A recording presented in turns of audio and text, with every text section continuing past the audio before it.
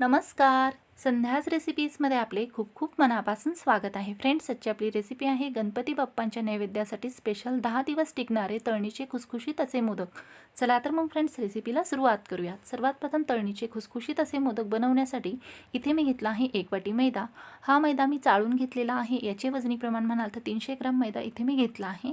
या मैद्यापासून आज मी तुम्हाला बनवून दाखवणार आहे गणपती बाप्पांच्या नैवेद्यासाठी 10 दिवस टिकणारे तळणीचे खुसखुशीत असे मोदक.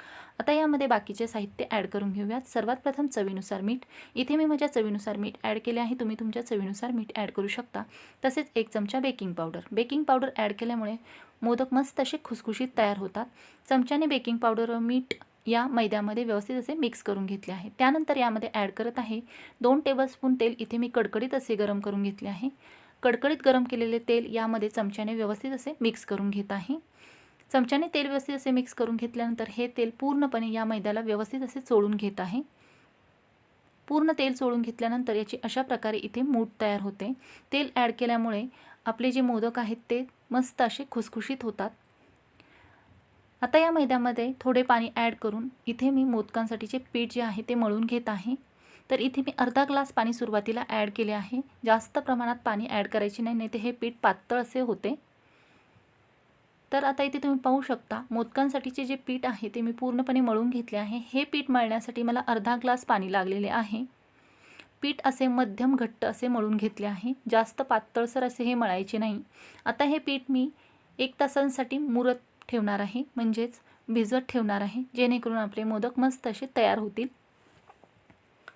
पीठ आपले इथे भिजत आहे तोपर्यंत आता इथे मोदकांसाठीचे सारण मी बनवत आहे. त्यासाठी इथे कढई गरम करण्यास ठेवली होती. कढई गरम झाली आहे. त्यामध्ये ॲड केले आहे पाऊण वाटी ओला नारळ, जो की मी मिक्सरमध्ये बारीक असा करून घेतला आहे.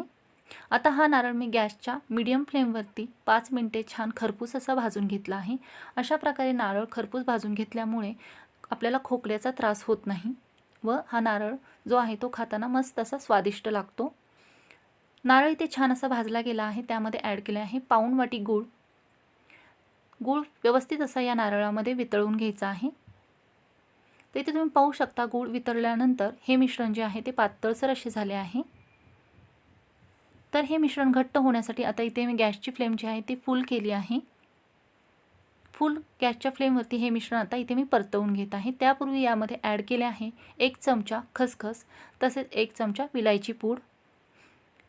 हे दोनही साहित्य या मिश्रणामध्ये व्यवस्थित असे मिक्स करून घेत आहे व हे मिश्रण व्यवस्थित असे इथे मी गॅसच्या फुल फ्लेमवरती परतवून घेत आहे. तर इथे तुम्ही पाहू शकता हळूहळू आपले जे मोदकांचे सारण आहे ते घट्टसर असे तयार झाले आहे.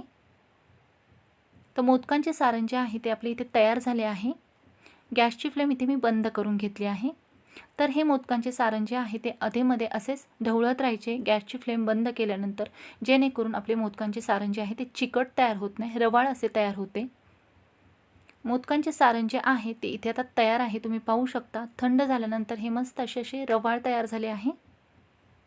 सारण तयार आहे. आता आपण आपले मोदकांचे पीठ तयार आहे का ते पाहूयात. तिथे तुम्ही पाहू शकता मोदकांचे पीठ जे आहे ते छान असे भिजले गेले आहे, म्हणजेच मुरले गेले आहे. आता आपण यापासून मोदक तयार करून घेऊयात.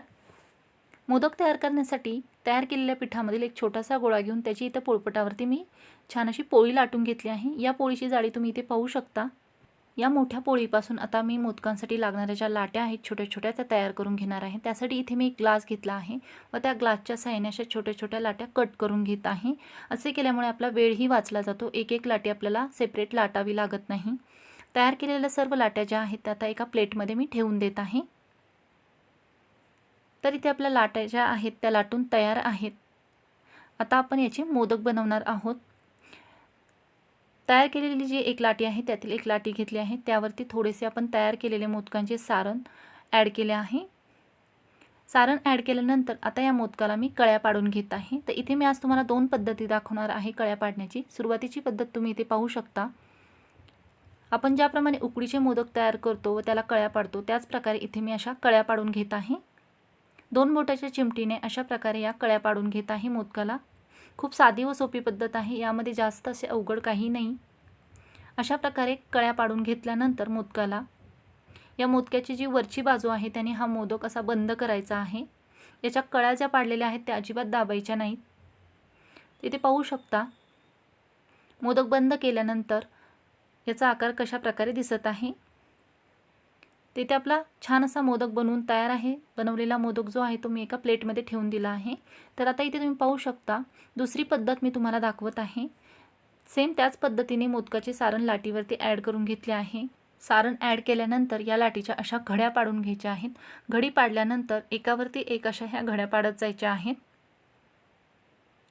तर इथे अंगठ्याच्या शेजारच्या दोन्ही हाताच्या बोटांचा उपयोग मी करत आहे घड्या पाडण्यासाठी। तुम्ही पाहू शकता ही पद्धत अगदी साधी व सोपी आहे। अशा प्रकारे घड्या पाडून घेतल्यानंतर आता ह्या मोदकाची ही वरची बाजू हलकीशी अशी हाताने दाबत दाबत हा मोदक जो आहे तो बंद करून घ्यायचा आहे।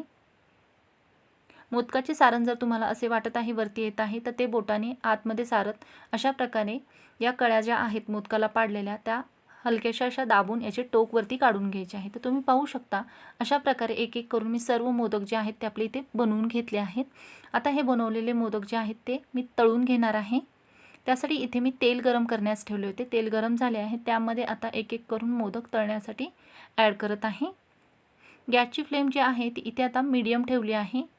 मीडियम गॅसच्या फ्लेमवरती हे मोदक तळून घ्यायचे जेणेकरून हे मस्त असे आतमधून खुसखुशीत असे होतात तळल्यानंतर।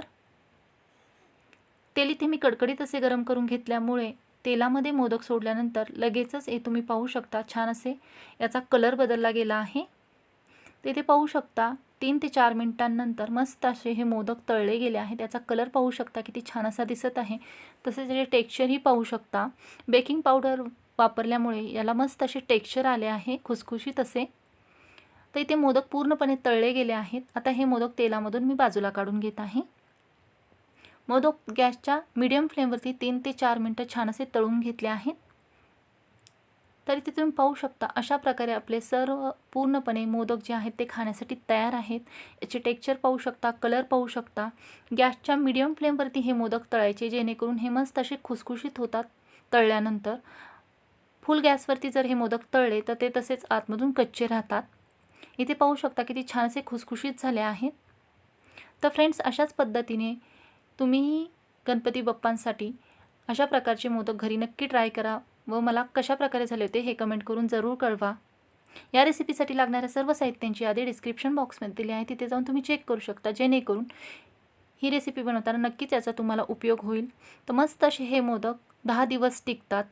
तर फ्रेंड्स ही रेसिपी जर तुम्हाला आवडली असेल तर नक्कीच लाईक करा, शेअर करा, सबस्क्राईब करा। तसेच चॅनलवर नवीन असाल तर बेल आयकॉन जरूर प्रेस करा म्हणजे अशाच प्रकारच्या नवनवीन रेसिपीज तुम्हाला पाहायला मिळतील। तसेच आणखीन कोणकोणत्या रेसिपीज तुम्हाला पाहायला आवडतील हे देखील मला कमेंट करून जरूर कळवा। व्हिडिओ शेवटपर्यंत पाहिल्याबद्दल धन्यवाद।